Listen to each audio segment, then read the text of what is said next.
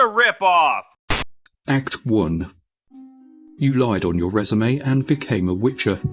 Or how the f*** you ended up in this situation? You're a burnt-out fry cook with grease burns that spell out your failures in Braille. 3 rejected internships haunt your dreams. Rat enumerator, apparently you lack the emotional fortitude for rodent mathematics. Graveyard whisperer, the dead found you insufficiently spooky. Leaf sorter, you were too aggressive with the foliage. So you did what any desperate sleep-deprived person does at 3 AM, you lied. You said you were a graduate of Kaer Morhen. You said you had advanced monster-slaying proficiency and pro-level blade handling. You even bolded it. The Witcher Guild responded in 17 minutes. Congratulations, you're hired. Report to the Bog of Eternal Screaming tomorrow at dawn. Bring your own sword, don't bring hope. You thought it was a prank. You were wrong about a lot of things. You arrive at what looks like a DMV designed by someone who hates both bureaucracy and human life. The receptionist is missing an eye and most of her enthusiasm. I'm the new... Witcher. Yeah, here's your screaming sword, your half-melted medallion, and a form that says, "Sign here to waive your soul." You stare at the contract. The fine print is written in what appears to be dried blood and regret. Is this legal? Legal's a strong word. Binding, absolutely. You sign it because your rent is due and your dignity died somewhere around job application number 73. Your guide is Vesemir's nephew, Kevin, who has the dead eyes of someone who's seen too many orientation videos. This is the armory. Don't touch anything.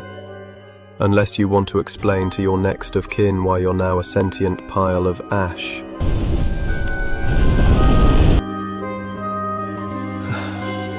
This is the Alchemy lab. The screaming is normal. The silence is when you should worry. This is the break room. The coffee machine is possessed. We've learned to live with it.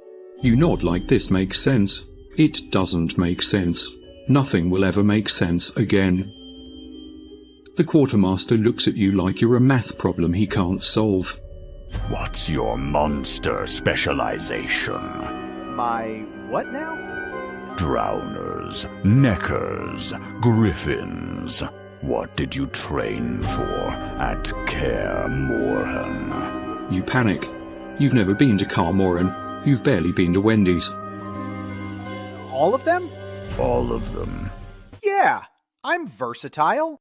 He hands you armor that looks like it was designed by someone who hates the concept of protection. This should fit. If it doesn't, you'll die faster, which is honestly a mercy. The alchemist has the manic energy of someone who's been drinking their own products. Cat lets you see in the dark. Thunderbolt makes you stronger. Swallow increases your healing. She hands you a bottle that's actively trying to escape. What's this one do? We call it Oops. It either makes you immune to poison or it turns your blood into acid. We're still collecting data. You thought this was just part of training. It was actually your trial by biochemical roulette. Act 2. Fake it till you get eaten. Your supervisor, Geralt's cousin Gary, has the enthusiasm of wet cardboard. Right, sir. Monsters, they want to kill you.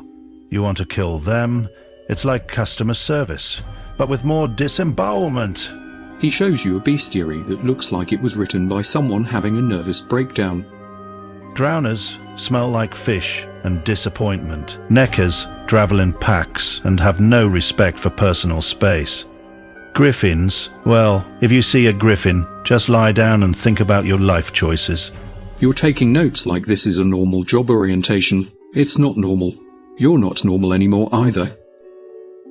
Gary hands you a contract written on what appears to be a napkin soaked in despair. Simple job. Village of Oxenfurt has a drowner problem. Go there, kill the drowners, collect payment. Try not to die in a way that reflects poorly on the guild. That's it? Yep, Latty. Seems straightforward. Gary laughs. It's not a happy sound. Yeah, they all seem straightforward. You saddle up on a horse that clearly has opinions about your resume. The road is full of bandits, monsters, and a travelling insurance salesman trying to upsell afterlife coverage. You try to look confident. You look like someone cosplaying as competence. The village elder greets you with the desperate hope of someone who's out of options. Thank the gods, O Witcher! The drowners have been terrorizing our fishermen. Right. Yes, drowners. I'll handle that. You seem young for a Witcher. I'm new to the area. You're not new to the area. You're new to existing in a reality where this is your job. To keep up with the cosplay that is your existence, you decide to go to the lake to investigate. As you walk away from the village, you hear faint shouts about a village idiot. You pretend not to hear. Fucking village idiot! Your whole life is pretending at this point. When you get to the lake, you see the drowners aren't just in the water. They've formed what appears to be a small municipal government.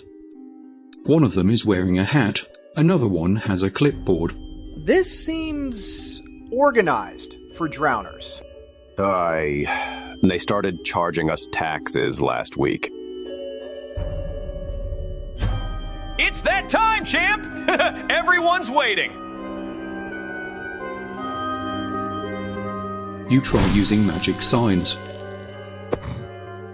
You use Igni. You explode a bench. You triad. You knock yourself into a well. You try Quinn.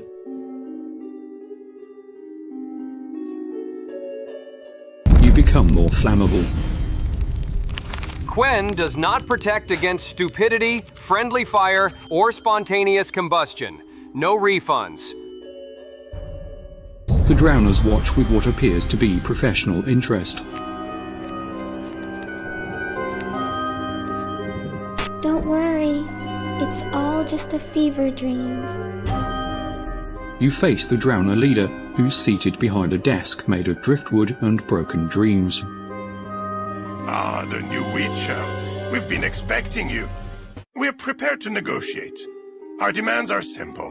Recognition as a legitimate municipal entity, fishing rights, and dental coverage. You didn't train for this. You didn't train for anything. A real Witcher shows up, scarred, stoic, competent. What's the situation? The drowners formed a union. Tuesday.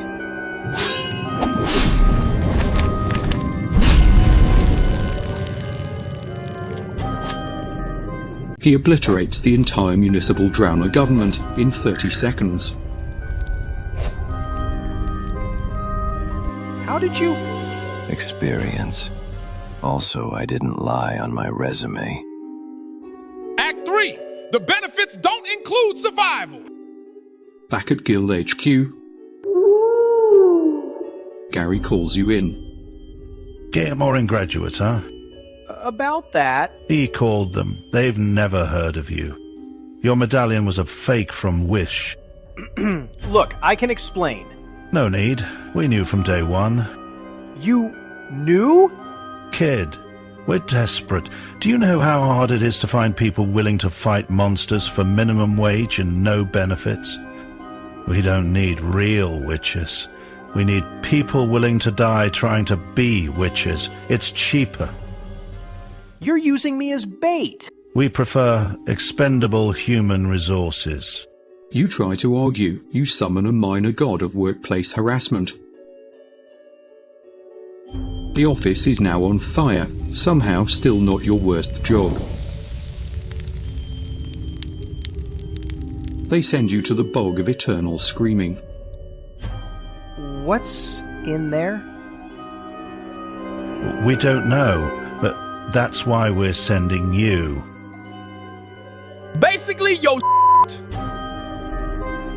You step forward and immediately regret it. The ground makes a noise like a wet sponge sighing in disappointment. A frog the size of a cat croaks the word help. Help. Before sinking under the mud. Somewhere deeper in the bog, a disembodied voice lets out a slow, dramatic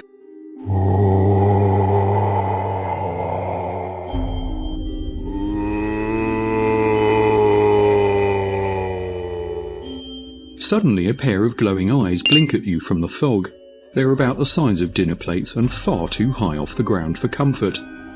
The mist parts just enough for you to see the silhouette of something enormous, which promptly sneezes. A thick glob of bog slime lands near your boots and starts smoking like acid.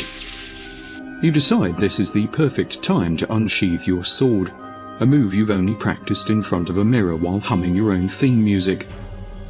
The blade gets stuck halfway out, you pull harder, it jerks free, and you stab yourself in the thigh. Classic rookie mistake. Gary's flickering half-down point form says, hovering above the bog like a budget Jedi projection. Always clear your personal stabbing radius before unsheathing. You glance back, there's no one actually there. The bog creatures freeze mid-scream to watch you bleed, exchanging looks of pure second-hand embarrassment. One of them actually face-palms.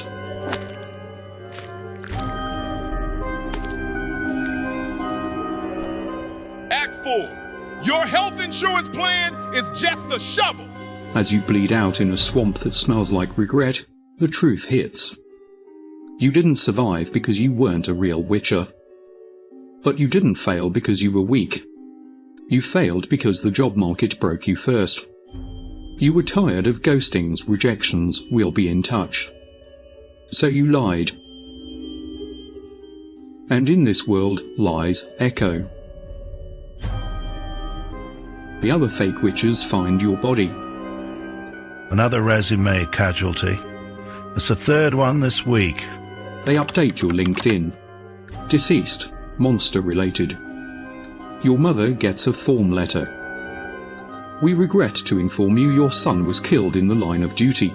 His sacrifice will be remembered until we need the filing cabinet space. Yes, we still use filing cabinets in whatever year this show is set in. A new fake Witcher arrives.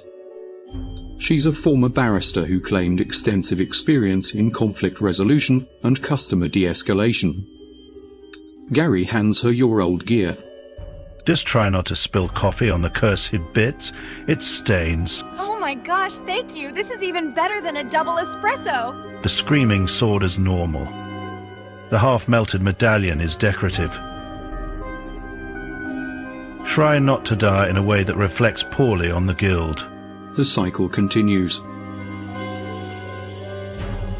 Your resume got you killed. But hey, someone finally replied. In a world where HR portals are black holes and rejection letters feel like torn, you found employment. Sure, it involved being eaten in a swamp while wielding a discount cosplay sword, but in this economy, it's still better than most people manage. Your gravestone reads, "Here lies someone who finally got a callback." It's the most honest thing on your resume, and the only one that ever got you promoted to corpse. Well, that's it for your story. I hope you learned a lot from your adventure. And remember, the real Witcher is the friends we made along the way. I literally died! To find out what you get up to next week, and where, and if you survive, hit that like, subscribe, and hype button. It's going to be spectacular. And if you're hyped for the new Witcher season, check out this video here. See you next time, adventurer.